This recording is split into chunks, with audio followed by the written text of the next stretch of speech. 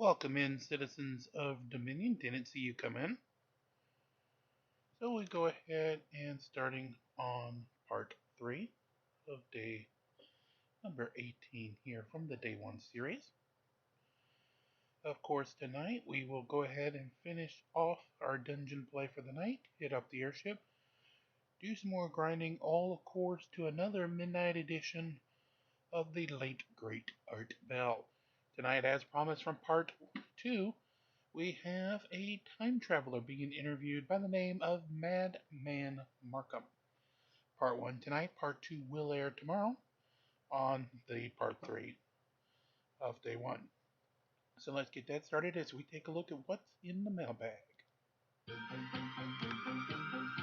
So again, this originally aired September 4th, 1995. Topic, of course, of time travel. The guest, Mad Man Markum. From the high desert and the great American Southwest, I bid you all good evening, good morning, good afternoon around the world, in all the world's time zones covered by this program, Midnight in the Desert. I'm Art Bell, and it's Friday. Now, 18 to 20 years ago, respectively, I interviewed a young man named Mike Markum, who I affectionately dubbed Mad Man Markum. And that is affectionate, too. I called him Mad Man because the things he was proposing to do I thought would get him cooked like a French fry, and it may do that. I have, thanks to my producer, Heather Wade, located Mad Man. We've got him secreted away to a very special location where he can do an interview. That's right, Mad Man Markum. Mike Markum is here. Thank God. Frankly, I thought he had toasted himself, and of course you can't ever rule that out with this young man. So that's where we're going tonight. We're going to interview Mad Man Markum. What an incredible, incredible find. Just a couple of things. My usual Skype lecture. No, you don't get away from that. I'll try and make it short. One great way to call us, whether you're in North America or the world, is by Skype. If you have a smartphone, and most do now. Skipping ahead. Same deal. Outside might be gone and working a lot of the day. That said, in a moment, coming up is a man that you probably haven't heard, maybe on tape. A lot of people have reviewed the interview of Mad Man years ago, but certainly you have not heard him in years. So coming up, All right, of course, just muting out so we do not have a musical copyright match.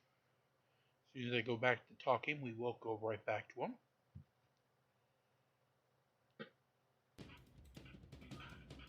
Don't listen to that. Don't call yet. We will get to a portion of the program, I hope, where Mike will take questions, but that won't be now, so don't waste your time.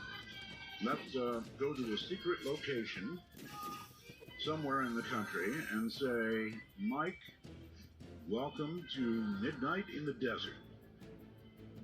Yeah, it's been a long time, Art. Oh, been a long time.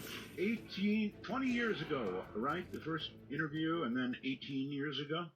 Yep, something like that. Something like that. All right. Gee, Mike, it's hard to know where to begin with you. Even back then it was hard. You connected, I think, with us. Probably we were doing an open lines thing on time travel. Is that how we got together? It's been so long, I hardly remember. That was probably it. If I remember right, somebody faxed you a newspaper article, and you basically hunted me down. So that's right. I hunted you down like a dog. Okay. So at that moment when I found you, Mike, and I do, I use the term Mad Man affectionately, right? Yeah, it doesn't bother me any. So it's kind of stuff, though, huh? Yeah. So, anyway, well earned, really. When I found you at that moment, you were experimenting, the beginnings of experimental time travel, and you sort of laid it out for me. So, if you can remember how you began, tell me, tell us. Well, way back when, basically, I just set out to make a fancy Jacob's ladder. So basically, two metal rods, spark going up high voltage spark going up the middle. That's basically like the old Frankenstein movies or whatever. Right, that was the first step, and if I recall correctly, you then modified it with lasers to... Yeah, basically, I wanted to do something a little bit different, so I decided to basically take a laser and have the laser ignite the arc. So. Okay, so if I remember correctly, the original one was about how tall? Not that tall. Oh yeah, it wasn't all that powerful. I mean, it was. I used clothes hanger wires, so I think it was something like a couple kilowatts. Couple kilowatts, okay. Yeah, and I had no way to measure the laser power, but it was hot enough. I mean, it was hot enough to where it lowered the resistance of the air to get an arc started. So. And that arc was about how big? Well, it's 20,000 volts at about 100 milliamps, so probably at the longest at the top before it extinguished, probably 7 or 8 inches long. All right. Now, with that early experiment, Mike, was there that little thing appearing above the Jacob's ladder? Yeah, it didn't exactly work as I expected it would. Basically, what happened was when I fired the laser, the spark stuck where the laser was, and right above it, there was like a little shimmering mirage effect, like anything like a road in the desert, I guess you could say. Sure. But this was like a small circular spherical looking. So I ended up like, whoa, this looks strange. So basically, I was wondering, well, okay, what am I looking at here? So, what have I done? Yeah, so I decided to test it because I still had some parts lying around. I decided to toss a screw into it and see what if anything happened. Toss a screw into the little circular shimmering thing that was above the ladder. Yeah, I mean, I almost didn't notice it. I mean, basically, it was almost invisible. So, anyhow, I tossed it in there, and the screw disappeared. And then roughly half a second later or so, it reappeared where it would normally be landing. So obviously, being a scientist, you thought, I'm sure, I'm probably nuts, and I missed it, and so you tried it again, I'm sure, right away? Oh, yeah, I tried it several times, and I had the same thing. It did the same thing every time. And I'm like, whoa, I got to get a video. I got to get a camcorder and record this thing, and it's about not even 10 seconds within that thought. My laser overheated and basically caught fire, so... Where did you get the laser? I mean, at this early stage, you have no, money, really. So where do you even get the laser? Well, that's doing things on the cheap like this. Things tend not to last very long, and that's basically what happened. The laser overheated. I more or less salvaged. It was a diode laser out of a CD player. So. Okay. At this point, you had not yet had your run-in with the law, right? Yeah. So, but yeah, long story short, basically, I ended up, it's like, well, if I gotta rebuild this thing, let's go ahead and make it bigger. Right, so what you had was blown up, sort of. I guess there were some salvageable parts, but the laser was all gone. Yeah, and it's like, okay, I could probably just use a CO2 laser. I mean, those tend to be high powered to begin with, expensive, but at least it would last longer. I do have this question. Did you come to a conclusion, after throwing that screw through a few times, about what was happening to it? Well, I mean, at first I'm thinking, okay, maybe. Did I just see what I think I saw? I mean, at first I couldn't. Basically, it's like, am I going nuts? Of course. Did I just hallucinate? So, but yeah, I mean, at first I was thinking, okay, maybe I'm just making it invisible or whatever. But then basically I didn't hear it hit the table. So if it's like cloaking it or whatever, it was cloaking the sound too. Right. So at this point, Mike, were you endeavoring to produce some kind of time travel? Is that what you thought you were doing, or did you not know what you were doing? Well, I mean, basically, well, like I said, when I first discovered this, I was just making a fancy Jacob's Ladder / light show. So okay. I didn't set out to actually go out and build a time. It's like, I want to build a time machine. Let's try this. Right. And that's not the way it happens. So this is the way great experiments are formed. It starts off like this. So here you are, a burned up laser. You need more parts. You need more power. yeah. Obviously, the screw had to have gone somewhere. I mean, did you even begin to theorize and think, well, where in the hell did that thing go?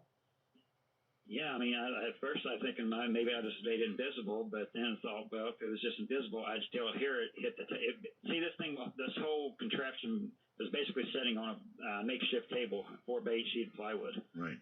So even invisible is cool, right? Yeah, I mean, they can actually do that these days with metamaterials, but not in 1995. So that had been a major discovery anyway. So sure. So either way, it's cool. Time travel, disappearing, becoming invisible, going to a different spot. All of it is cool, and you can't account for it with any known science that I'm aware of. So anyway, you decided you needed bigger and stronger and more powerful everything. Yeah. Sorry about that. Well, long story short, I mean, the transformer I used for this, I wound myself.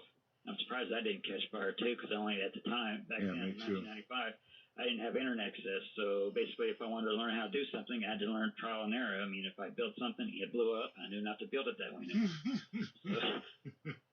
Yeah, winding yourself is problematic at the very least. Well, these days I have internet access. See, I mean, the basic formulas to build a transformer have been around since the 1840s. But in 1995, with no internet access, I didn't know about the universal EMF equation. So that's basically where you start. Right. So, and if I was calling, before I had internet access, I was trying to call around and ask. How do I build this thing?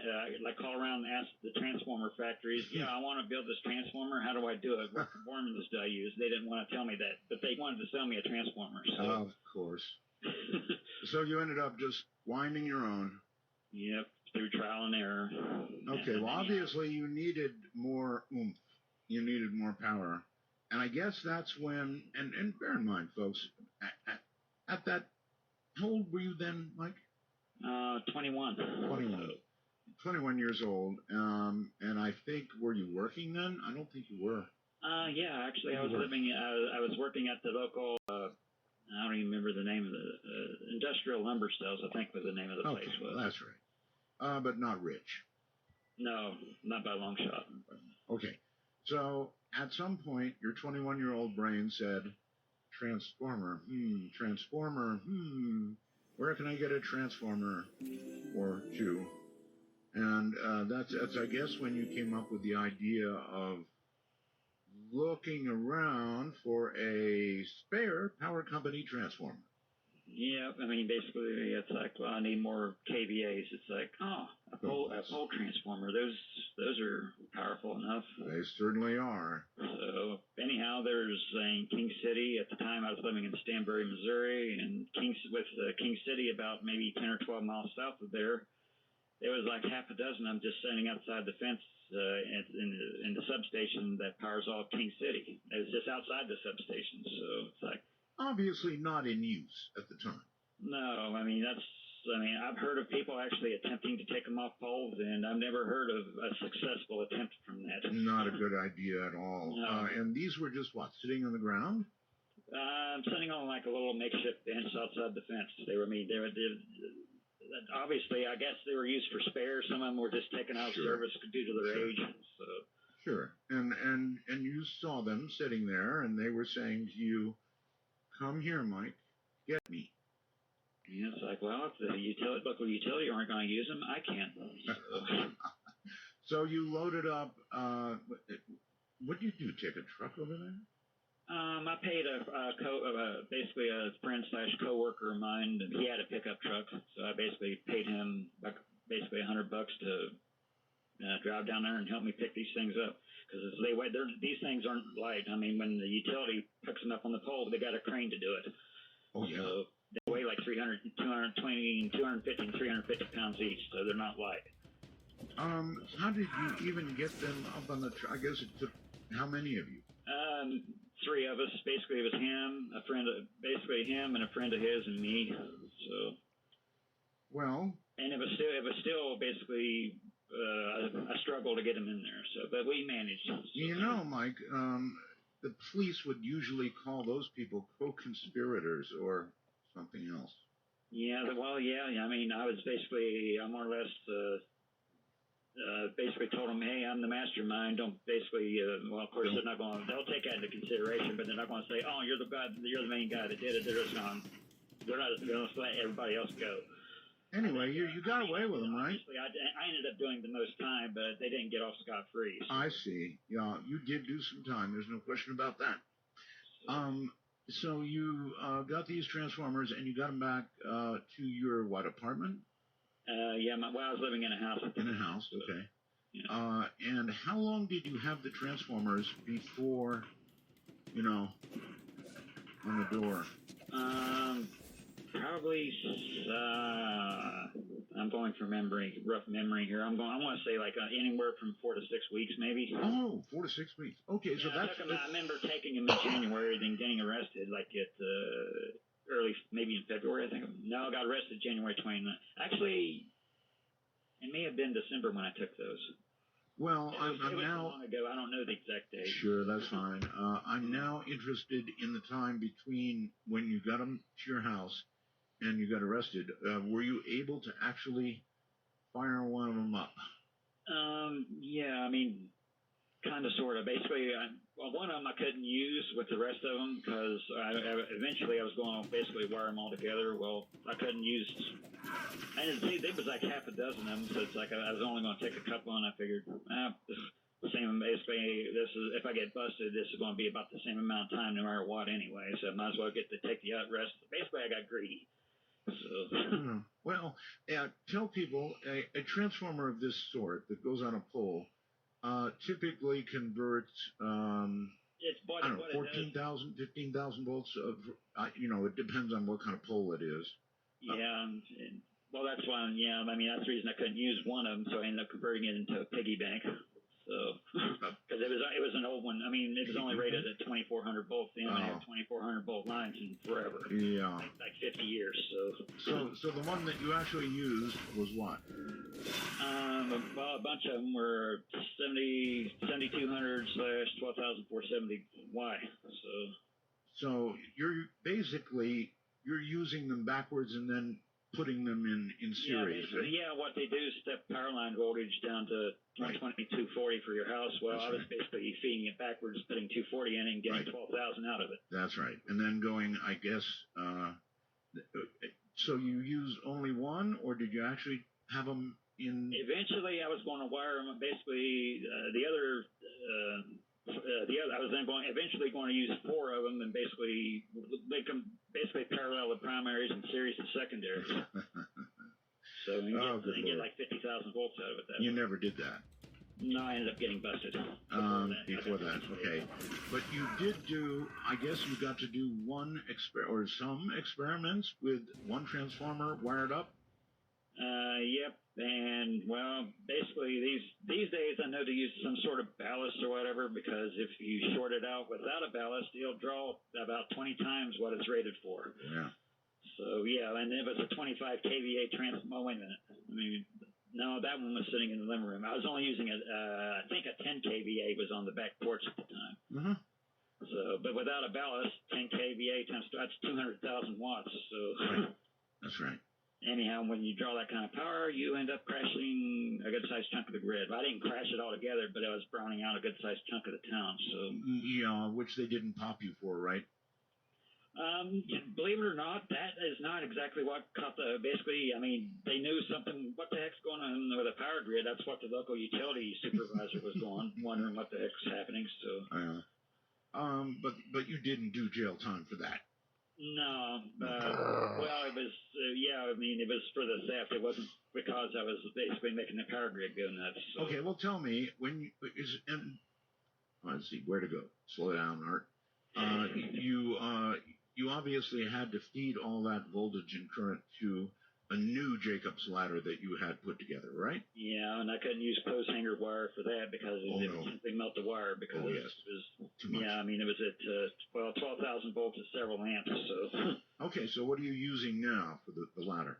I think it was like half-inch metal rod. So. Good idea. Aluminum. So yeah. Good idea. Okay. And what about laser?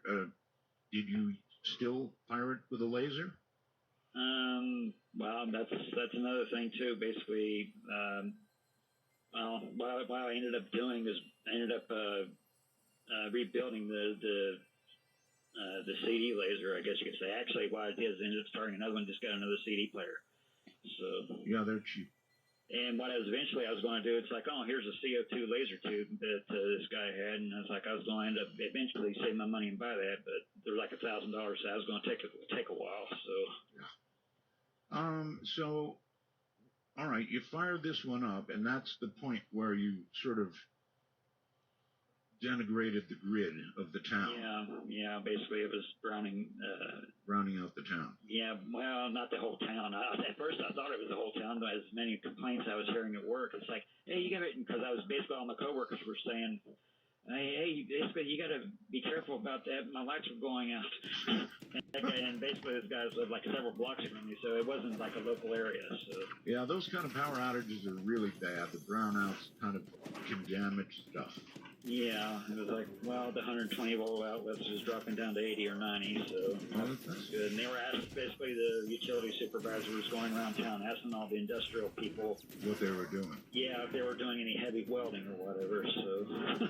The power company would know sort of the general area from which this problem was emanating. Well, I mean, Stanbury's a small town at the time. If I remember, it only had like 12, maybe 1,000, not even 1,000 people in it. So it's I don't even think they had a stoplight. So certainly not after that experiment, anyway. All right, so Mike, what happened with this bigger ladder? Well, I mean, as far as making things disappear with it, I'm not sure. I mean, I didn't really have to basically get a chance to do a lot with it before I ended up getting busted. Oh my! So, but I did make a couch disappear. But that's the weird part is basically a couch disappeared, but I didn't see anybody. I didn't toss in the couch, and the thing wasn't on at the time when it disappeared. So. Well, what else could you possibly attribute a missing couch to? Well, I mean, at the time it disappeared, I did have a few friends over, and basically, I mean, we were had like a little party. Yeah, I mean, basically, it's like, at first I thought they were playing a prank on me because they knew about it at the time before the media caught wind of what I was doing. I only told like four or five of my closest friends about it, so. All right, so how did you get busted? Did they knock on the door suddenly? I mean, how did this happen? Did somebody else get you up? What happened was basically a relative of a friend of mine. He's not exactly basically a genius. He decided to take a BB gun. A friend of mine basically loaned me his BB gun or whatever. Yeah. And well, this other friend of basically a relative of a friend of mine basically. I had him over. I can't remember what the heck he was there for. But anyhow, long story short, he finds a BB gun and decides to shoot birds with it. Thing is, when he was doing that, he wasn't thinking of what was behind the birds, and he ended up shooting a couple holes across and my neighbor's sliding glass door across the street. Oh, so yes. I got him calling in vandalism. So I got the cops calling in vandalism, and that got him snooping around. So. Well, so did you call the cops? No, it wasn't me. It wasn't you. All right, Mike. The neighbor that basically ended up with a few pee holes in her glass door. Yeah, I can imagine they would call the cops. All right, hold tight, Mike. Stay right where you are. We've got a break. We'll be back. And again, the music is being dropped down just so we don't get a copyright match until they go back to talking. As we finish grinding out trying to get their items. Almost ready to come back. Almost. Come on, Nexters. Give us our prizes. There it goes. Get a heart. Yay, heart. Alright, and we have 11. We need 9. Call yet. Repeat, do not call yet. Alright, and back to Art. Rest and listen. Guest is Mike Mad Man Markum, addressing the legend properly. Mike, welcome back. Thanks for having me, Art. All right, so here we are, somebody with a BB gun committing vandalism. Somebody calls the cops come, look at the vandalism, and then how do they get you? These transformers, they're pretty big. They're about the size of a trash can, so they're kind of, I guess, I don't know if the local utility already reported the transformer stolen or whatever, but not just everybody has a transformer, like a utility pole transformer sitting in their living room, so they're probably wondering what the heck is going on here. So they were able to look in. What did they do? Knock on your door? I mean, they came in with a search warrant, searching for a BB gun. And I guess they were. Well, that was actually. I think if I remember right, the Transformers were on the search warrant too. So.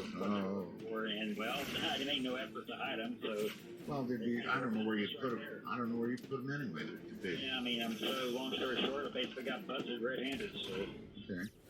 All right, so in you go. They sweat you, I'm sure, for your buddies' names and all that kind of stuff, and then eventually you have a court date, right? Yeah. Ended up doing 60 days in jail and 5 years probation. So. 5 years probation, and that brings another thing to mind. Well, if it's a Class C felony, with just because of the value of them, so. Yeah. Well, anyway, I remember your parole officer actually called my show. Yeah, it was actually the arresting officer, Tom, what is his name? I can't remember. He's actually a good guy. So, yeah. It's a small town. Everybody knew everybody long before all this went down, so. Okay, well, so he's part of the legend now. Yeah, and I didn't, it's like, and I did take basically a resist arrest, and basically we don't hold, and he was just doing his job, so I don't hold a grudge against him, so. Yeah. So the power company gets their transformers back. You go away for 60 days. That must have screwed up your life, but good. Because by then, I don't know, you probably don't have a job anymore. My former employer thought I contaminated his plant with PCBs, so I don't think he wanted me to come back after that. So. All right, so that's the early Madman story, and I thought. And I called you Madman because I was convinced you were going to absolutely fry yourself alive and turn into a French fry. There are other people who have been involved in time travel, Mike, that I've had on the show, and honest to God, Mike, they're gone. I don't know where they are, whether it's Teeter or Anderson, others that we've had on the show, they're gone. They're gone. Can't find them. Anyway, so we need to come up to date from the story back then. I know that after I did the show with you, you gave out your phone number and address and stuff on here, right? Yeah. By the way, that was you. You volunteered to do that, remember? Yeah. I didn't make you do that. No. Want that on the record. Yeah, I figured out what bad could happen. Now you know. Yeah. And good. It was good and bad. Learns through experience. Yeah, and so at this point, you're out of jail. You want to build something even bigger and better. And there was a good aspect of your being on the show. You got donations. You got money from people and help from people. You got some, I believe you got some transformers, right? Yeah. Well, transformer lamination, so I could build my own. So. Right. That's a lot of help, actually. Yeah, I mean, actually, I got some money out of it, but most of it was actually equipment. So. And I believe somehow you also came up with a warehouse. Yeah, that was the beauty of it. Basically, this guy said, "Well, you pay the electric bill, but you can do, basically right now it's empty. You can do what you want here for a few months." So it's like, okay, cool, thanks. Were you yet re-employed at that point, or? Yeah, I can't remember the name of the place, but yes, I did have a job. When I got out of jail, I ended up, well, I was kind of a pariah in Stanbury, so. Why were you a pariah? I mean, it's a small town. There's not that many jobs there to begin with, so I ended up moving to St. Joseph when I got out of jail, so. Well, I would think after the show you would have been almost a hero in town. But you say pariah. Not everybody is like, oh, here's the nutcase that built the time machine, so. Yeah. So. Okay. All right, so you were now at a new location, and now you've got a warehouse, and you've got enough money to be dangerous. So you, at this point, start building what? Well, long story short, I realized that actually I did a lot of thinking in jail. When I was in jail, what could have caused this? I mean, 60 days in jail, that gives me a lot of time to think. It does. So I ended up basically, long story short, I realized that it would be more efficient if I used magnetic. Because I was thinking maybe it's rotating plasma that causes this. Right. So I figured, okay, maybe it'll be more efficient if I use instead of using basically heat from a laser in a cold room, the differential, the temperature difference between those two to stir the plasma, maybe even more efficient if I use the magnetic field to stir it. So that's what I ended up doing. Use the magnetic field to do what? Basically, it's, well, in simple terms, this thing looks like basically a plasma tornado. So. How do you form a plasma tornado? Well, basically, this thing looks like well, I think on when I told you about this during the second interview, like back in late 96, early 97, I can't remember when it was. Basically, it looks like you call it a Stargate. It's not really, well, it doesn't exactly look like Stargate SG-1, but because for one, it's vertical instead of horizontal. So. Okay, but again, what formed it? Well, what I ended up using was a bunch of cascaded transformers. Cascaded transformers. So how much, at that point, how much voltage were you producing? 3 million volts at 1 amp. But there was 24 phases, so. 3 million volts at an amp. Yep. Good God. That's enough. Yeah, that was basically a big spark. So.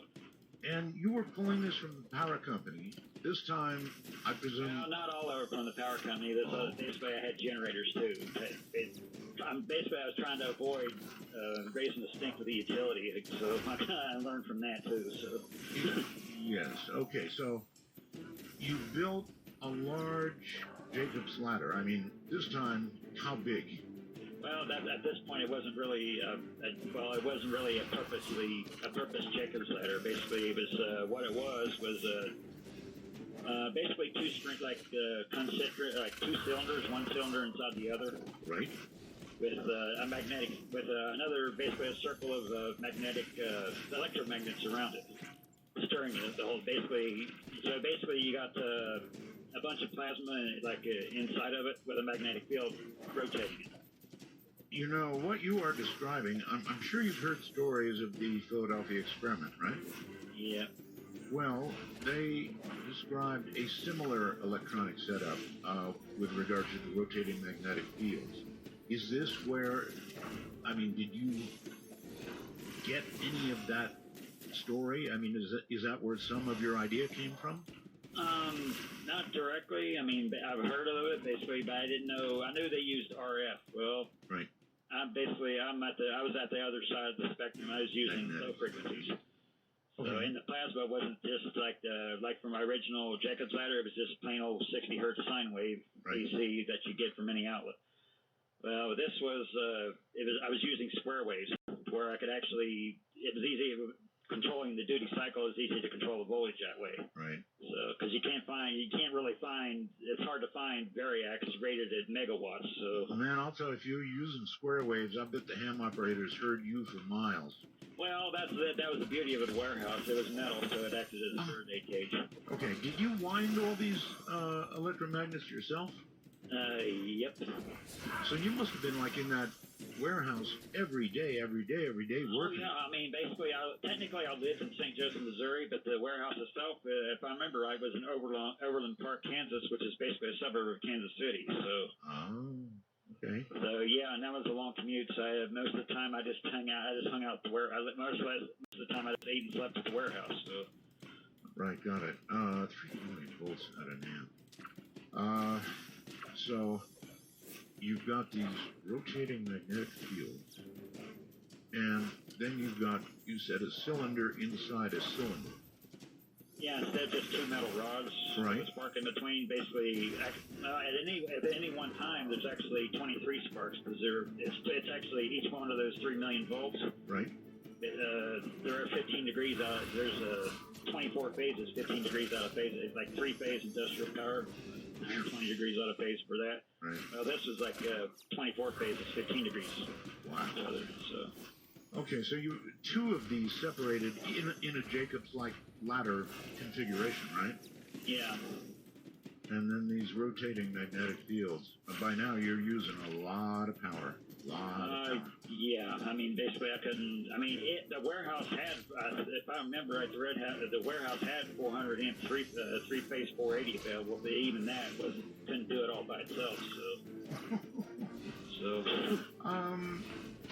Didn't you at some point think, look, what I'm working with here is not just a little dangerous, it's kill me dead dangerous. Oh, yeah, I mean, it only takes one mistake. 50 to 100 milliamps to kill you, and this is an amp, so. Yeah, that's and it only takes and with that kind of current, it only takes maybe a couple thousand volts to get that kind of current flowing through you, and this is 3 million, so. Oh, yeah, I think in the electric chair it's like 2,500 volts, something like that. Yeah. This is 3 million volts at an amp. All right, so it took you how long to build this thing to the point where you were ready to test? Oh, geez. I would say probably 18 months, I guess. 18 months? Yeah, basically, the guy that owned the warehouse, the deal was like maybe 3 months or so, and it ended up, he kept like, well, this is pretty cool. Okay, I'll go ahead and let you stay a little longer. Stay and stay a little longer. So he actually came and checked out your act? Oh, yeah, I mean, I figured, well, he's nice enough to let me know in the warehouse. I'd let him out, basically let him watch too, so. Sure. Did he want to see the big test? Well, yeah, I mean, him and basically everybody that donated stuff, I more or less let them in on the project, so. Okay. Wow. All right, so I remember talking to you. Altogether, I think it was like 25, maybe 30 people. So. For the big test. Yeah. I really wanted to come out there myself. And I've got to be honest with you, Mike, I thought you were dead for a long time.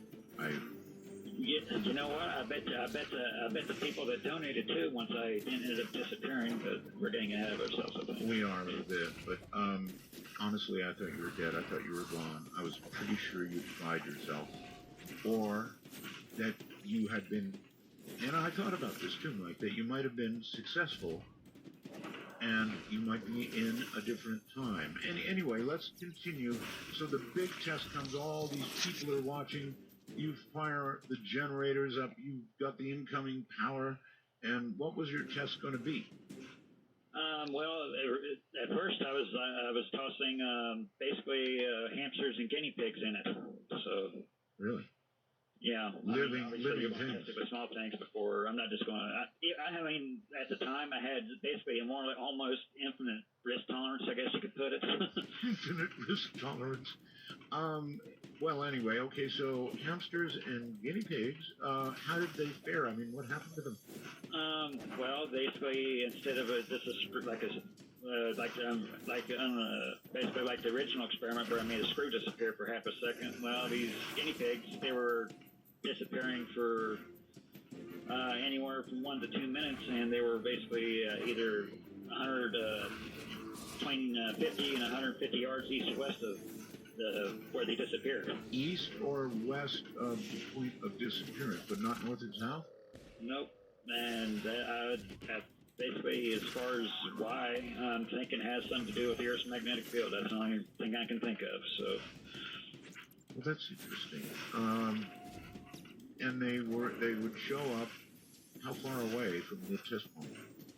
Between 50 and 150 yards. So people had to go out and hunt for these things. Yeah, pretty much. It's like, okay, this disappeared. Let's see where it showed up at. I mean, at first it was just what I did is I did some low power tests and basically made it disappear farther and farther away. Right. So.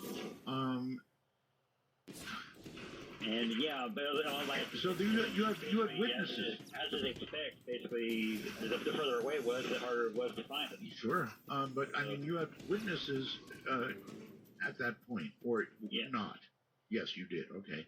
Yeah, so, and I was actually getting video of all this stuff. So you have that video. Well, that's what sucks. We'll get to that part eventually, all right. but. All right, anyway, you were getting video of it, and you were tossing these animals through. How big was this thing at this point? Oh, it was basically, going from memory, I would say about the outer diameter of it was about 17 feet, maybe 15 feet tall. Really? It was 35 feet off the ground, basically. Well, 3 million volts is difficult to insulate. Now, basically having I was actually part of the reason for the 24 phase stuff because basically adjacent phases are a lot less voltage than 3 million. Sure. But in reference to ground, it's still 3 million volts. So, and 3 million volts would jump 27 feet. So. Oh my God! So 35 feet, you say, above? Yeah, it was raised. The whole contraption, or well, the hot part of it was 35 feet off the ground, off the floor. So. And the thing itself was 15, basically from the bottom of it to the top of it was about 15 feet. So these people and you could observe these animals disappearing and then find them. And when you found them, were they intact? Yeah, I mean, they were perfectly fine as far as I could tell. I mean, obviously they can't talk and report me and tell me how they feel or anything, but yeah. But as far as like physical condition, they were fine. So. What? At that point, Mike, I'm sure you began to think, we're in another realm here. I mean, what we're doing with these animals at this point is what? They disappear, they reappear elsewhere. So did they travel in time? They certainly traveled in space, and they certainly disappeared. So at this point, what are we talking about? Well, I don't know. At first, I didn't know if it was see, that's the problem. Basically, sometimes it took hours to find these things, and I don't know if that was because they were gone for hours and we just happened to now find them, or we just found them. They were like gone that whole. They were gone that whole time. I understand, right? I mean, the smaller scale stuff. What was happening? Basically, they were disappeared and then they reappear again. So. Right, so it's hard to tell if they ran from where they appeared outside, well, I mean, with the inanimate objects, basically,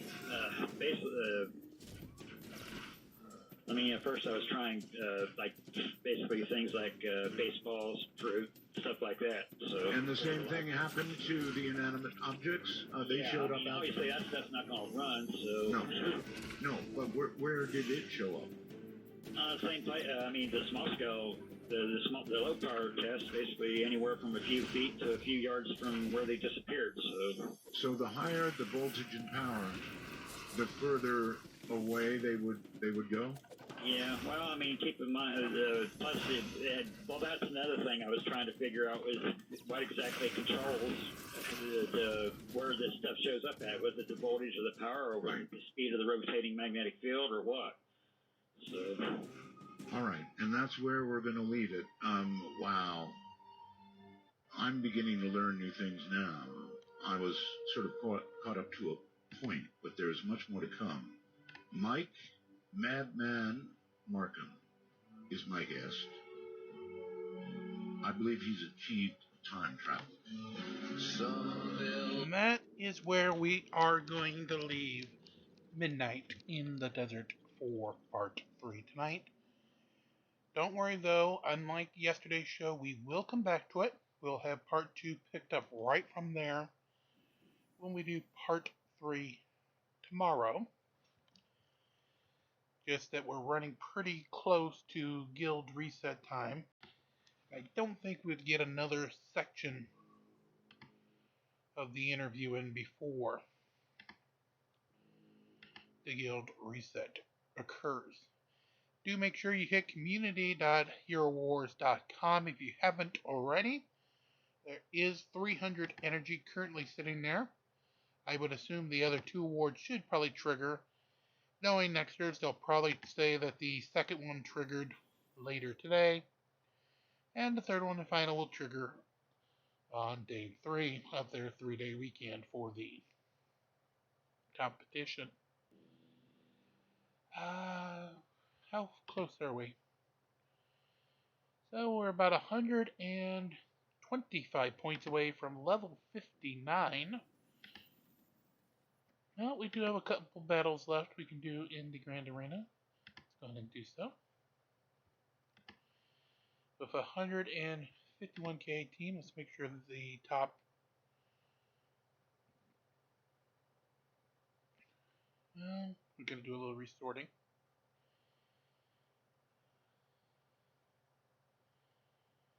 Actually, let's do this.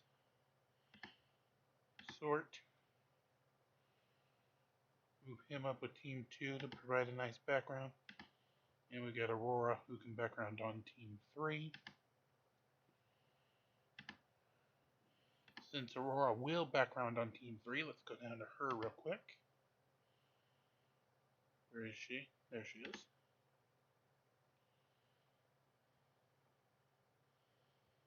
She definitely can have that.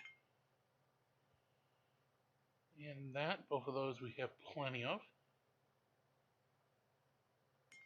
There's the ding ding. That completes those 2. We need a full 5, and isn't any place to buy it, unfortunately. But we should be able to take her up to 58. Perfect. And we will give her her main weapon, as many points as we actually have. So at least she'll be a little better defending that third line. Giving us a 151.7. Now for the overall 3 teams. Good, I just wanted to make sure that it didn't move her up. One other thing though. Switch, go back up here. Well, yeah, actually I will. So I'll take her off. Take her off. Put her on. Over here. Team 2. Team 2. Come on, game. Put her on. Put Maya on. There you go. We'll finish out. That way there's energy available for Team 2. There's the substitution. Alright, so 151.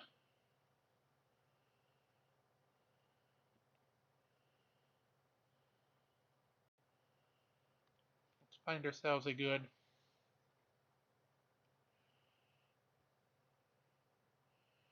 139? I think that's a good combination.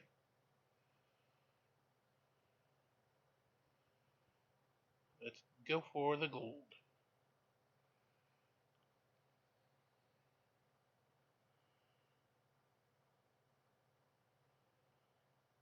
Remember, it's first team to win 2 out of 3 in the Grand Arena gets to win and the promotion.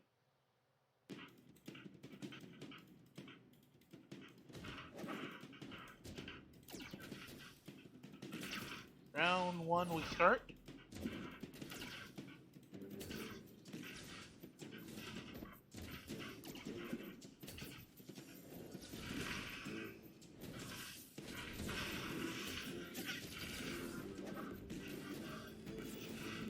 And we lost Luther.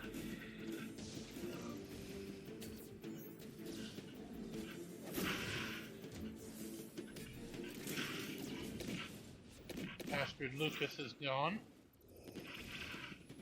But it is 3 plays 3. Now 3 plays 1. And the low line wins. So we pick up the first win. 1 plays 0. As we move on to battle number 2. These are lines that were set directly by Nexters, hence the NPC listing. Basically, it's some of the shell accounts the Nexters put in so that there were players for the earliest players in the server to actually fight against.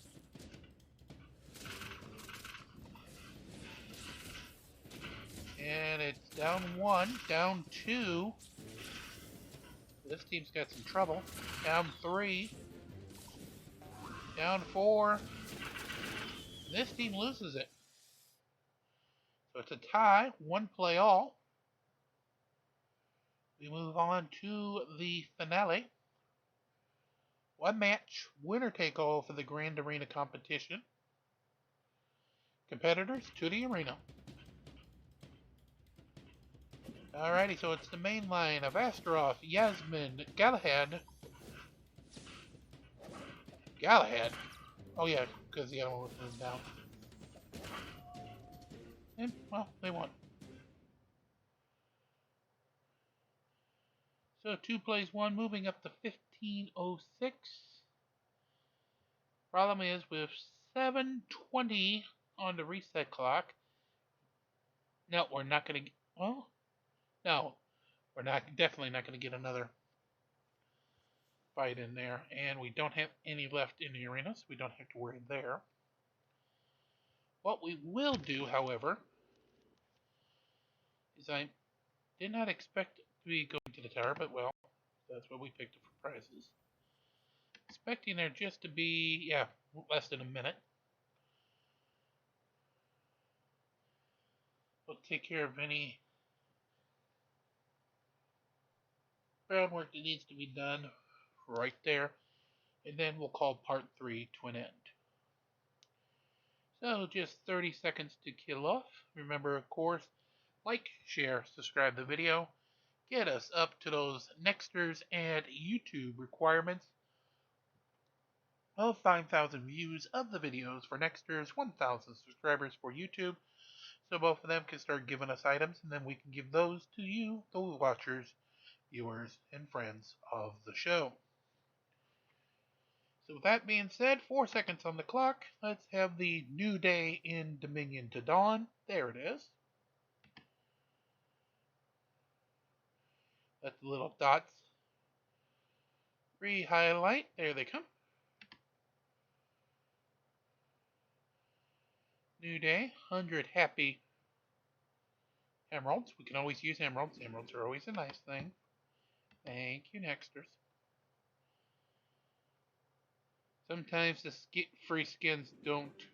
Oh, there they go. Say sometimes they don't work quite that quick. Okay. Here we have what were the items we still had to do? We still had to get the quest done. Oh yeah, the Outland Summon. So let's quickly zip up there.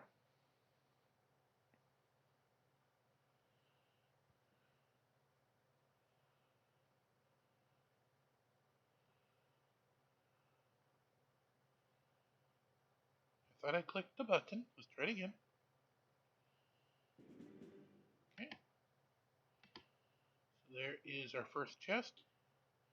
Open sesame. Skinstone. Perfect. So we move on to Elisa the Weaver. Next, there's behind on the sound clips.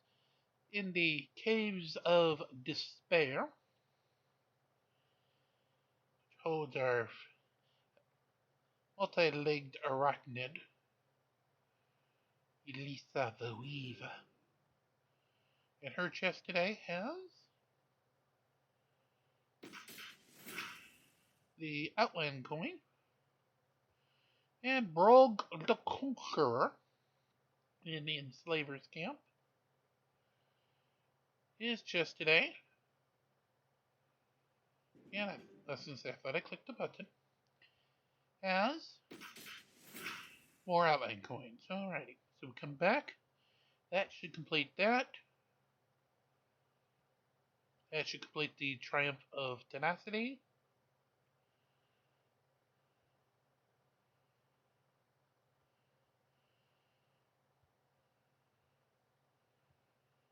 Scrolling through them all. The only thing left is if we bought the VIP, which we're not, so we don't have to worry there. We will have to relog in, so that we will pick up on the actual part 1 of tomorrow. Of course, the Master Squad just being the energy. Let's take a look and see what we're going to be looking ahead for Astral Season when we do come back for tomorrow's day.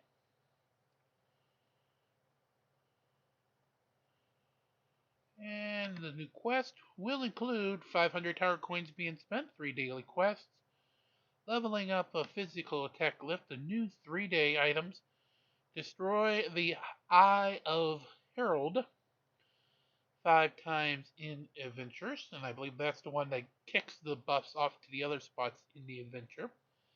Spend 500 energy, and of course the weekly quests we've already completed for this week do not reset for another 2 days. So these 6 are what we're going to be looking at when we come back tomorrow. So until then, we'll wrap day number 18 to a close. Remember, Winterfest is coming. Just T-minus 6 days and counting at this point. Well, 5 now considering the day has ended. Again, like, share, and subscribe. Get us to those goals of 1,000 subs, 5,000 subscribers. So therefore, we can rock and send those gifts that we get from YouTube and Nexters your way. And as we say in my guild, release the Krakens. Enjoy. May your fights in Dominion always be great.